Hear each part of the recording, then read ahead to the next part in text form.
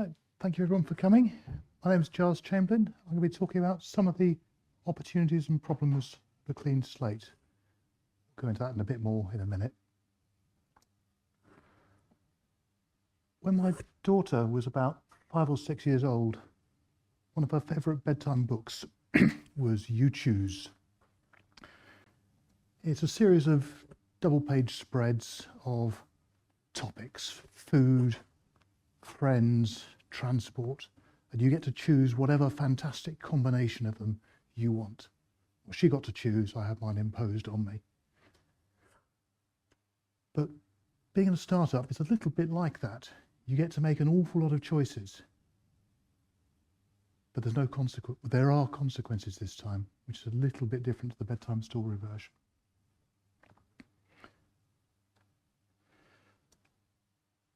So what we're going to do is look at some of the choices we made as examples, look for common themes in those choices, and see if there's anything we can draw out to try and guide us forwards on other pieces.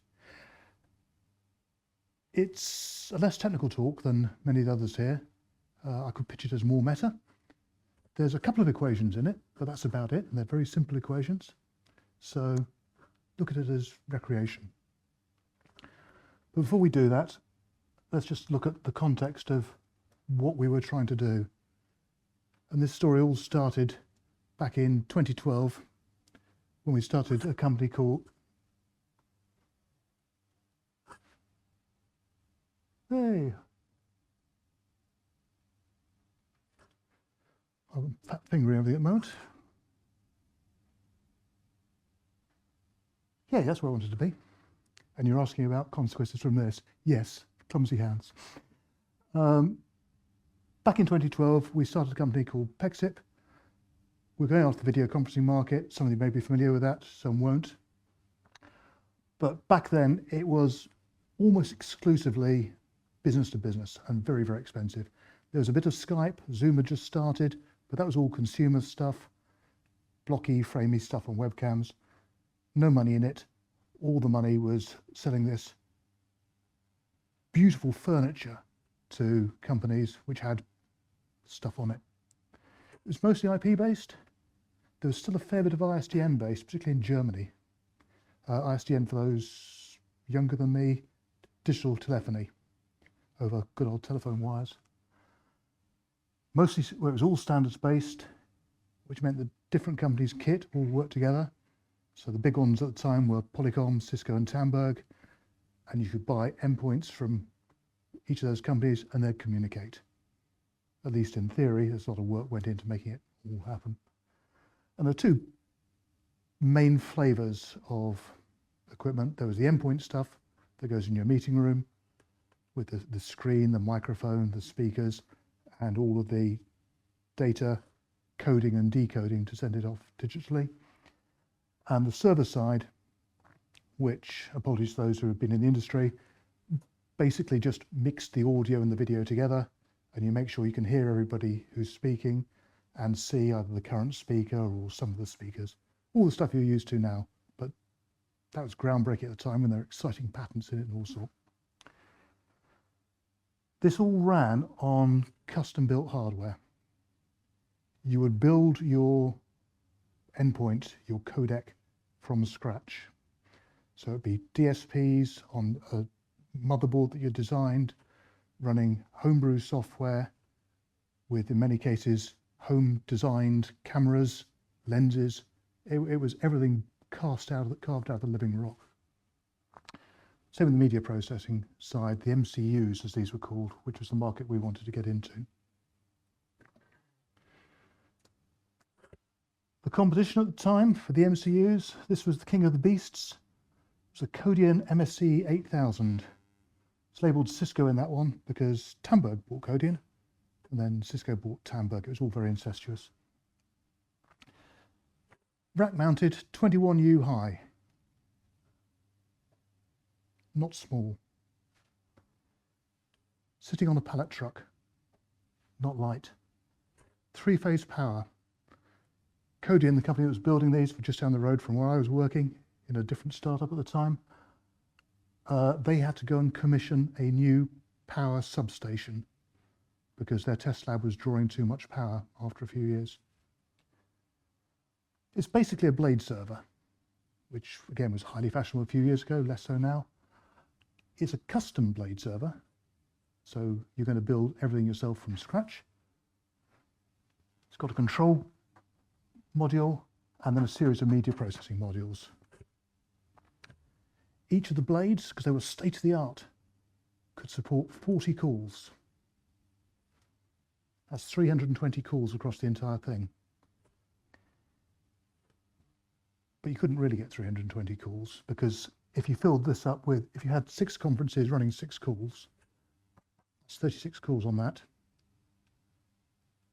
Another conference with 6 won't fit. So you've got to throw away those 4 and start on the next one. And the whole thing cost about $1 million. Guess why we wanted to get into that market? Oh, it was also very slow, hard work developing software for it, because everything is custom. So all the standard tool chains and debugging stuff that you're used to now, well, in fact, then as well, didn't run on this stuff because it's all running on shiny new DSPs straight out of Tylera in this case. It's bespoke all the way through.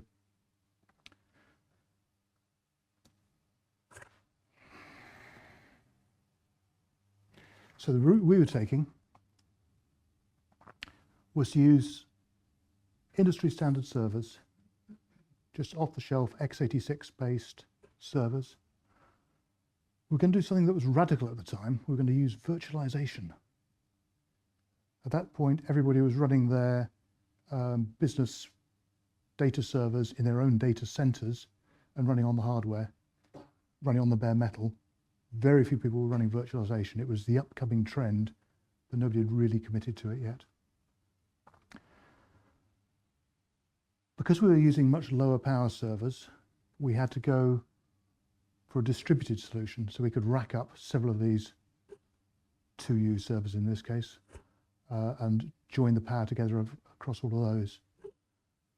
And that meant we had to be developing a scalable architecture so that we could run across all of this to get anything like a reasonable capacity. The marketing guys, well, the one person who did a little bit of part-time marketing was really excited by the fact that we were building this scalable architecture, and he came up with a product name for us, Infinity, which you can imagine went down really well with the engineering team. You can't tell customers we're infinitely scalable. You wouldn't go to that. But anyway, that was the market we were trying to get into. That's what we were doing. Started 12 years ago. Company's still going. Launched on the Norwegian stock market a couple of years ago. So we've gone from startup, growth. We're now feeling we ought to be acting like a mature company. We'll grow up one of these days. Still trying to learn stuff. So let's look at what I promised at the beginning. Some of the choices we made and how they affect things. And again, these aren't going to be detailed low-level choices. It's a much bigger issue. You've got no business practice. You're starting from absolute scratch. You've got to invent everything from scratch. How are we going to run this business?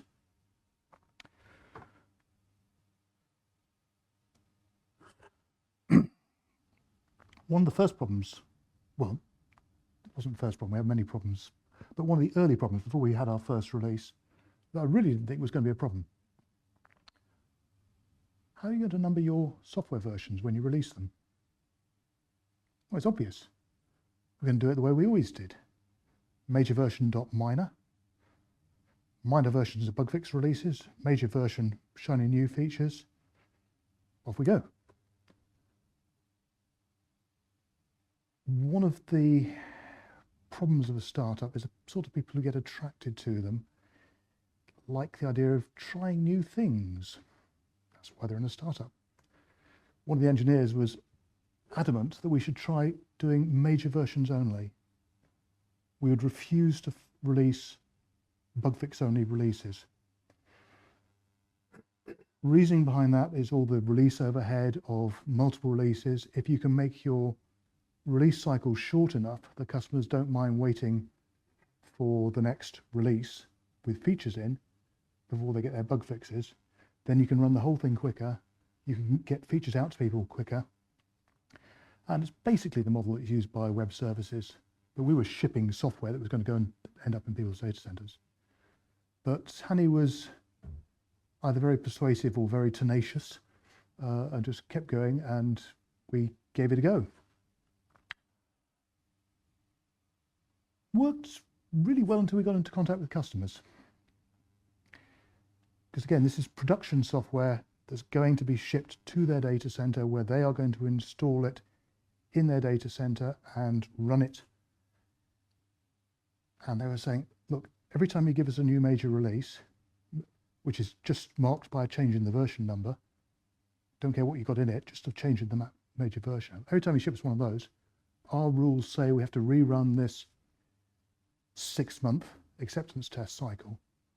Yeah, please don't do that every 6 weeks. It's not attractive. So, okay, good point. Tell you what, we'll cheat. We'll only release minor versions, then you never have to rerun that cycle. That'd be really good, won't it? In fact, we did that on our operating system. I'll tell you about it over a beer later, but it's still on version 1 from 12 years ago, because it saves us having to redo a FIPS certification cycle. But that we're happy, until the sales guys said, don't be stupid. I need a reason for talking to the customers. I can't tell them about new features. I've got to tell them, we've got a new version out. You've got to change the version number. So in the end, we actually ended up back at what everybody does. There's a surprise. Major version, minor version. We try to release as few minor versions as possible. We support only the previous 2 major versions. The company's been going 12 years. Version 36.2 went out a couple of months ago. So we're averaging about 3 major versions a year, and typically 1 to 2 minor.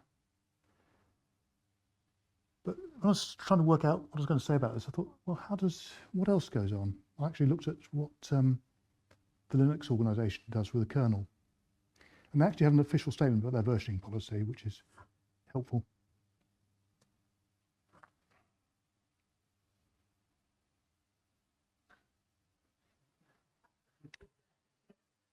When it's aesthetically unpleasing, when it's too big, we'll change it. But mind you, they haven't got a sales target to hit, so worthwhile for them. But all these software versions you're pushing out, there's a reason you're trying to do that. It's because the investors are hammering on you. Get features out. We've got to get our money back. Push stuff out. You need to grow the team. You've got to get more people in. Sorry.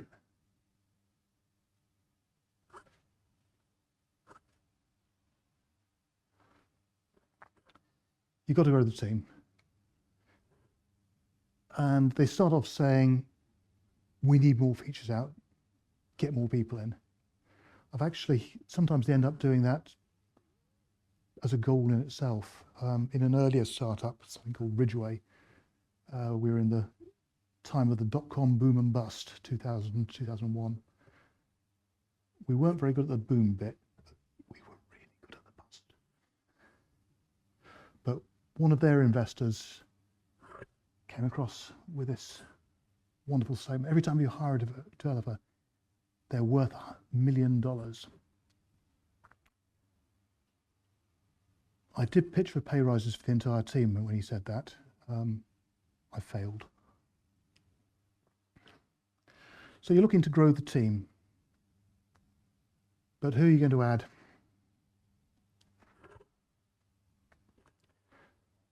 There's a whole bunch of characters. Without being too typecasting, you all know there's the person you can unleash on the toughest bug in the world, but for goodness sake, don't get them to do anything with the graphical user interface. There are people who love nothing better than designing absolutely usable, fantastic user experiences. There's the people who are great at, over a weekend, hacking out a broad brush approach to something, but you know damn well they're never, ever, ever going to finish something.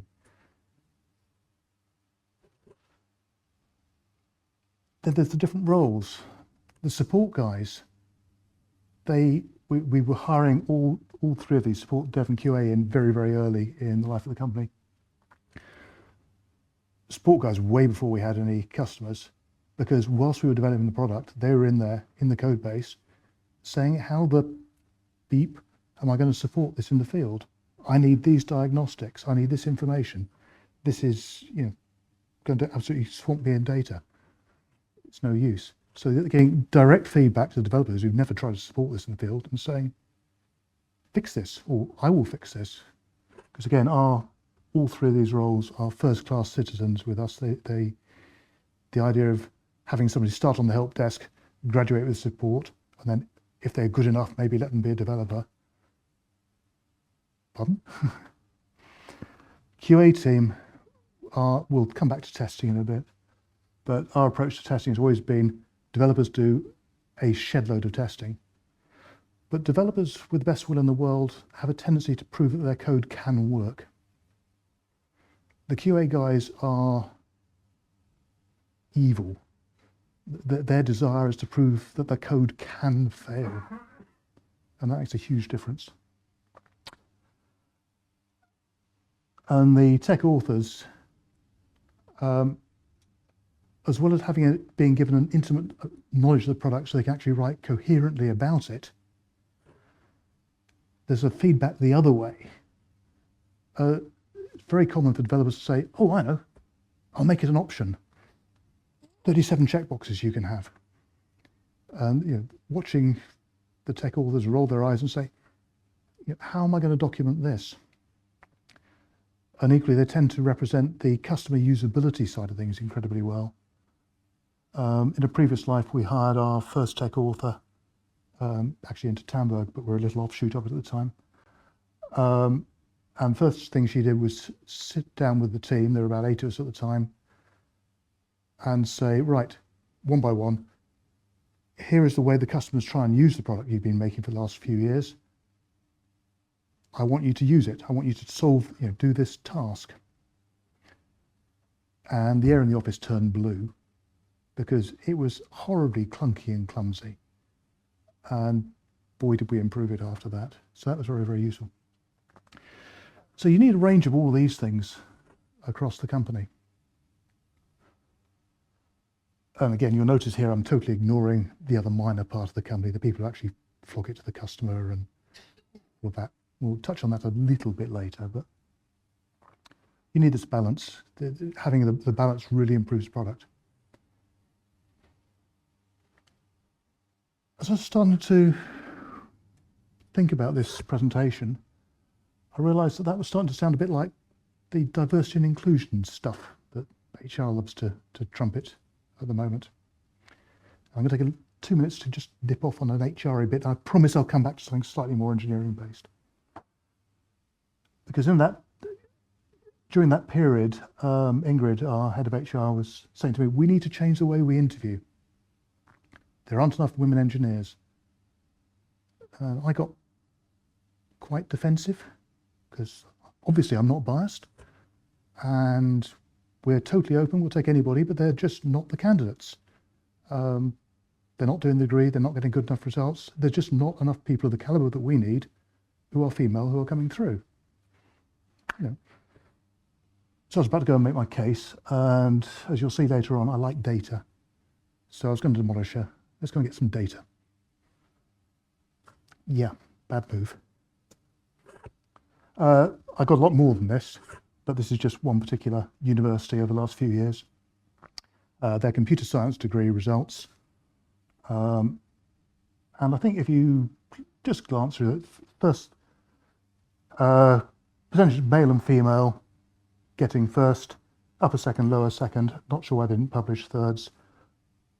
Degrees. First is good, 2-2 is you probably spent too much time in the pub.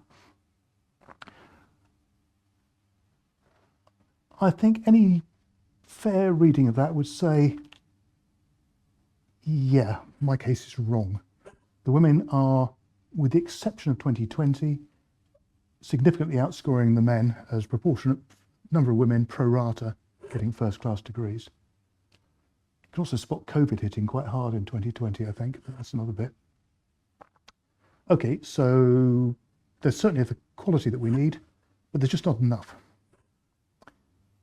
Yeah, that's true. 1 in 5, roughly, across there. We've got significant, 1 out of, 15%, 125. We've got significantly less than 15% female engineers in Pexip. So, yeah, time for humble pie, go back to Ingrid and say, okay, we've got to work out what we're doing wrong. Right, back onto engineering.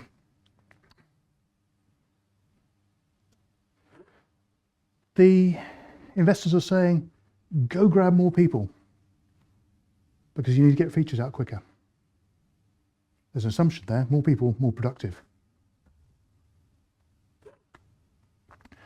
I went back, when we were having a discussion about this a while ago, went back and looked at our mono repo we've had for a few years. It's all in Git. And I ran an analysis on it that basically took a series of time slices, and in that time slice said how many people committed to the repository in that period, and on average, how many commits did each person make per day. Without getting too heavy into the stats, I think you can fairly easily see that as the number of authors goes up across the right, the commit rate drops by a factor of 3 or 4. Now, part of that is as our author count goes up, so we were tending to be a bigger company, selling out more time debugging customer problems, all of the other stuff apart from developing. But there's still a fairly significant drop off in productivity. But that makes sense because in the early days, everybody's talking to everybody. You've got very low lag on the information being exchanged, very low loss, but it doesn't work. 6 people in one room, which is what we had to begin with, no problem. Interestingly, we got to 8 and we had to move around an L-shaped corner in the room, and that changed communications. Okay, first thing is, who do you put around the L? And then as you get bigger and bigger, it gets harder and harder to communicate in the same way. So it doesn't scale. And you know that because you've done data structures on a course somewhere probably. And you know that a full mesh, everybody talking to everybody, scales as n squared. That's totally unsustainable. So it's obvious from your data. Trees scale as log n, so we'll go with a tree. Congratulations, you just introduced a management hierarchy.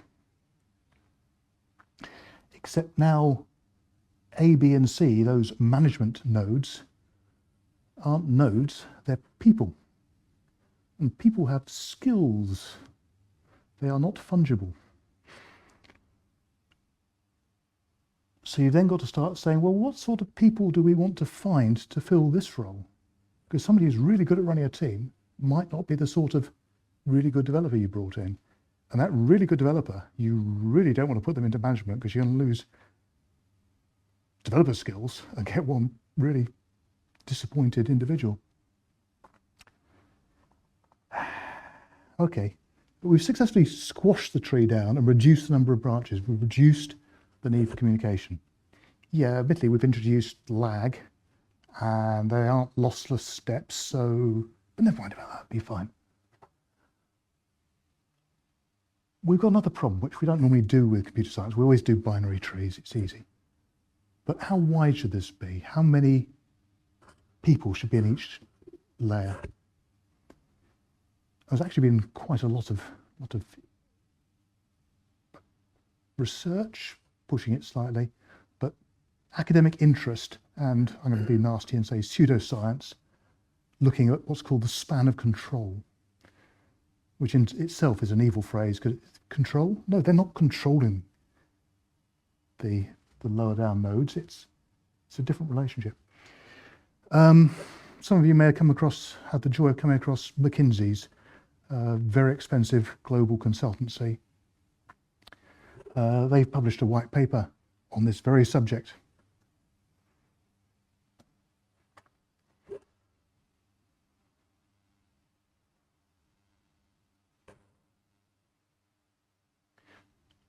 So after giving you the invoice, they say, it depends. At no point do they go on to say what it depends on. It depends. So at that point, we can throw away all the academic stuff and we're back to gut instinct. Anyone come across this concept before? Jeff Bezos's 2-pizza team.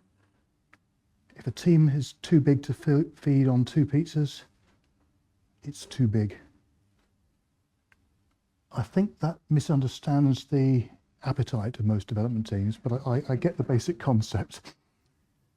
My version is more dedicated to me, which is I need to be able to look around the room and see if everybody's there without having to count. So again, that limits you to sort of half a dozen type numbers, which is the size most things end up at. Oh look, we've got back to the way that everybody else does it. We tried.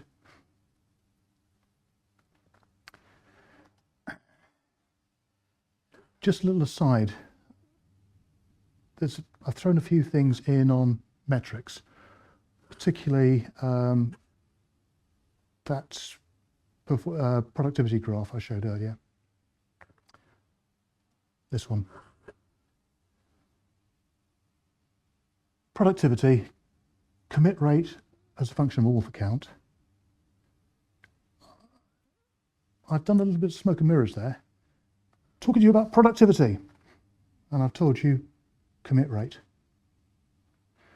Who here thinks that commit rate is a good measure of software productivity? Any better ideas? It's hard. It's hard. I mean, if you just take commit rate as a measure of productivity, and I say, Ove, your bonus this year is directly proportional to the number of commits you make. Don't worry, I will have it. I'm a programmer. You're all rational beings. You can all do numbers, and you all also like, if somebody gives you a silly rule, boy, are you going to show them it's silly. So you will abuse it. It's not just programmers. One of our early investors described sales guys universally as coin operated. And again, if you eavesdrop on a sales Slack channel or something and see discussions on their current compensation scheme, I mean, the maths in some of those schemes gets incredibly involved, and they're all dead good at that. Anything else, hard. But sorting out comp, they are excellent at. There's 2 reasons measuring productivity is hard. One is we don't know what productivity is, and the other is we don't know how to measure. But apart from that, it's fine. If we look at productivity, this was published back in the 80s, a guy called Barry Boehm, very academic text. I didn't read it to the end of the 80s. I didn't read it, I read bits of it. It's full of real world studies and some really detailed economic models, including his sort of tour de force, Kokomo. Impossible to use, I'd say. And in fact, he's an academic.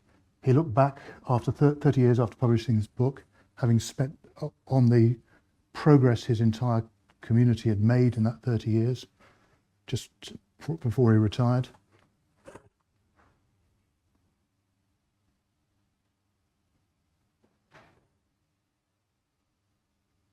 You can tell he's an academic. It's a lot of words. What he's actually saying, it doesn't work, but it's fun. So we're not quite sure what performance is based on. We're then going to look at performance measurement. Before you even think about measuring something, you've got to decide that you can cost effectively measure it. Collecting that data isn't going to cost you more than the information's worth. We'll assume that for now.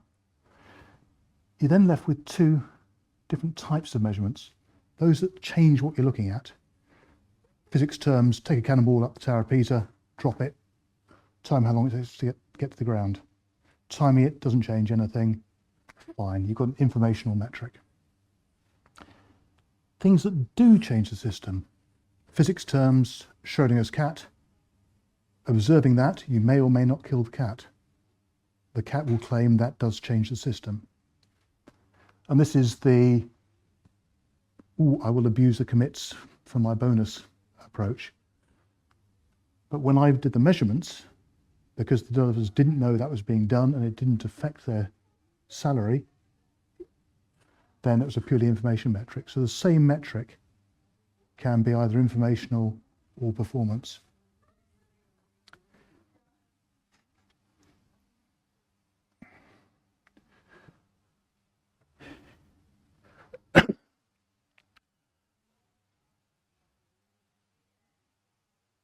Looking at development process, again, this could be the subject of a fortnight's discussion.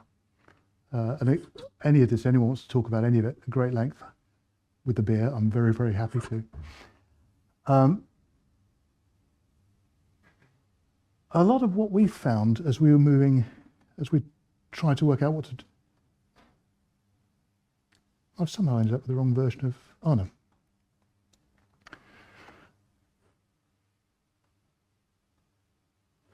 There's a lot of different things people are trying to develop. Deep Space One, this was a system that was sent off in 1998 to orbit Mars, and then go on to an asteroid. It had 5 software modules in its control system. 2 of those were written in Lisp. One of the Lisp systems had a bug as the thing was orbiting Mars. They fired up a Lisp REPL. Lisp REPL's for the win for anybody who's ever programmed in Lisp. And set up an interactive debugging session to Deep Space One with a 40-minute round trip time. So it was a seriously patient exercise. They fixed it, but obviously painful. Similarly, and even more impressively, Voyager 1, launched in 1977. In 2023, they had a hardware failure. I still can't get my head around how, but they managed, the hardware failure meant that they could no longer encode the scientific data they were getting and send it back to Earth. They somehow managed to work out a scheme of patching various other CPUs they had on the system, or the software on those, in a way which would allow them to stand in for the dead software with a horrendously complicated series of jumps around. This had a 45-hour round trip time. Voyager 1 at the time was 26 trillion kilometers away. So again, something that you don't want to do too often. And in fact, they patched this in April, and this is part of the team when they made their first contact with it following the patch. I think that shows you their competence in it. There's a definite feeling of relief in there. So if you're developing software for something like that, where you've got a single hard release date, you just sent it off into space, and patching is painful in the extreme, and the chance of bricking the hardware is quite hard to recover from. You can't send somebody out to reboot it. You're going to have a very different development process to somebody putting software up on a web service, refreshing it 5 times a day. Yeah, refreshes don't, it's easy. That's business as usual. Off we go. Now we sat somewhere in the middle of these two. We were releasing software to products, to customers. I refuse to refer to customers as products, but hey. We could release every few months. There was a pain to the releases, so we didn't want it to happen too often, but that gave us a sort of scope for what we were trying to do. And we ended up finding consensus very, very easily. That was mostly because we'd all been working in a very similar industry. In fact, most of us have been working, or many of us have been working together. Just before this talk, I realized one of the guys I've been working with through 5 companies and 30 years this week. He wasn't very chuffed when I told him that. So we all knew that it had to be reliable. Many of us have been in softwares before. None of us have been in successful startups before.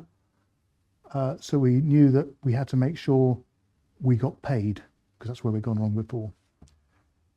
So delivering was very, very important. Having the perfect product for us in 5 years' time, which would be fine for a Voyager 1 launch, but for us, no, mortgage wouldn't get paid.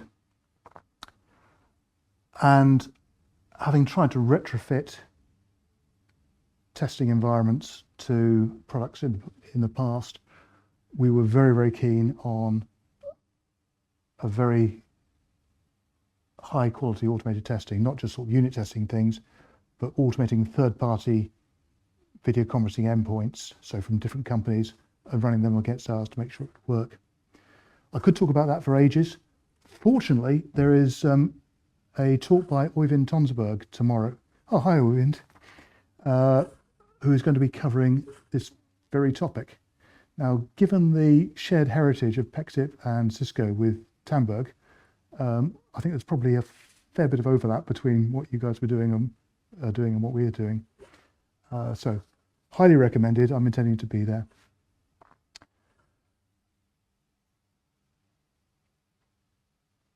But again, you see, we've had a team with similar experience, similar backgrounds, and knowledge of each other.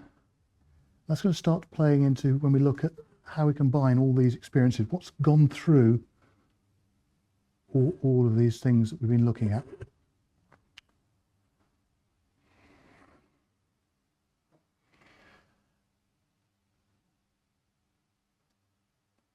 And one thing we touch on there is it's all about, first bit, I haven't even written it down because it sort of seems obvious. There's no technical fix. It's not that easy, unfortunately. Technical fixes you can just roll out and keep doing. It's all about people. And we've ended up finding that it's very much a trust environment. You assume that everybody means well, or at least you assume that the vast majority mean well. If you're in an environment where the vast majority don't mean well, go look for something else. If there's a few people who are playing awkward, you can probably bring them across if everybody else is trying to do the right thing. That's fun though, do the right thing. You've got to have a shared goal.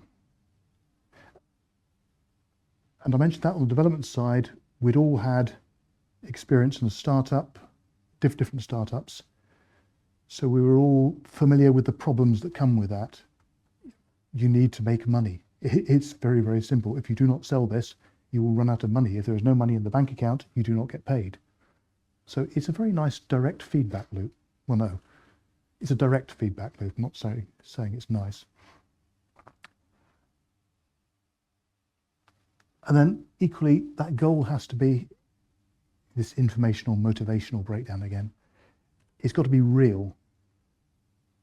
If you're in an environment where you've got to make money in order to survive as a company, it's no use having a shared goal of we will ship software or we will ship the best software ever. Your goal is, crudely, make money. You then got to break that down. How are we going to do that? Because otherwise, if you just set a goal of we will do this, we have to do this, you will game the system. It may not be to get a bonus, it may be to kid yourself to say we're doing the right thing. No, that's where you need to be going, not that way.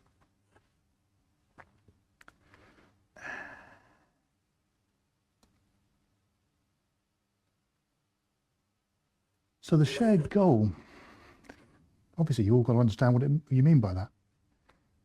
That's fairly straightforward with the software engineering team. We're trying to get software out that does this. And then you start talking to the sales guys who say, I'm trying to sell it. I need this certification on it by Thursday. Then in fact, it's a 6-month certification run. Otherwise, I can't close this deal. I would imagine a number of you have had salespeople coming to you saying, if you just implement this feature, if you just paint it blue, I can get this $1 million order in by next week. You sure? Really?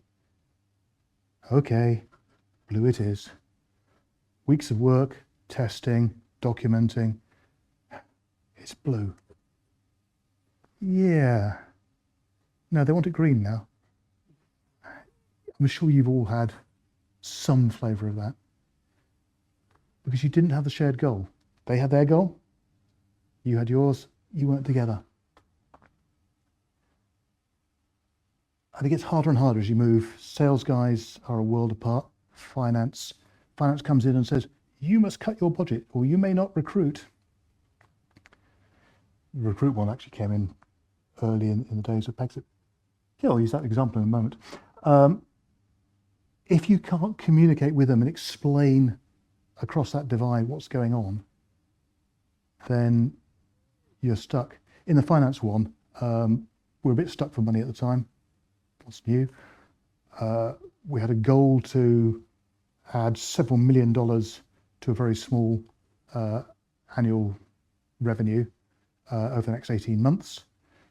Obviously, said the sales guy, CEO and the CFO, we need to hire lots more sales guys because they're the people who sell this. We'll keep the engineering and support team as it is.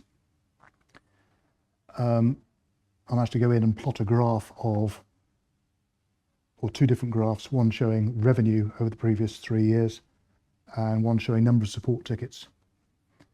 And they were correlated.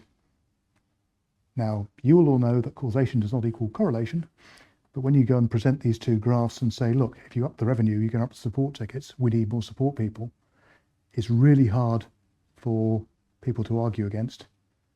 We didn't get anywhere near as many support people as I'd argued for. I had padded it a bit, but we did get an increase in support. So by being able to communicate on those shared levels, you do break things down a bit.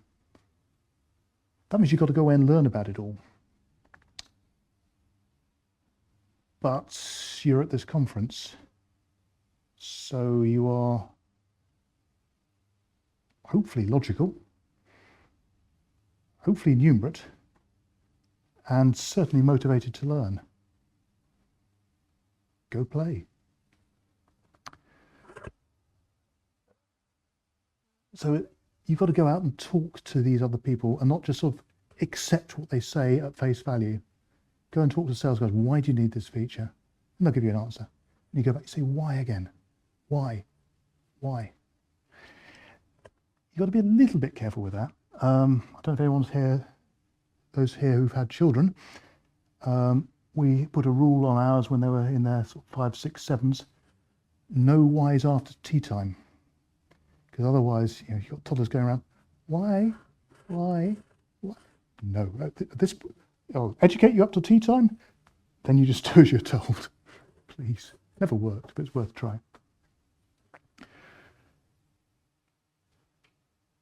So the conclusion of all this then, really, you choose. You get not just one of these jobs, you get to go away and play and do all of them. Have fun.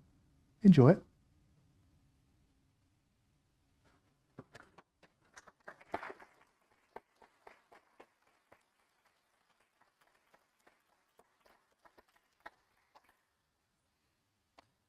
Anyone got any questions, comments, thoughts, criticisms? Whoops. Yep.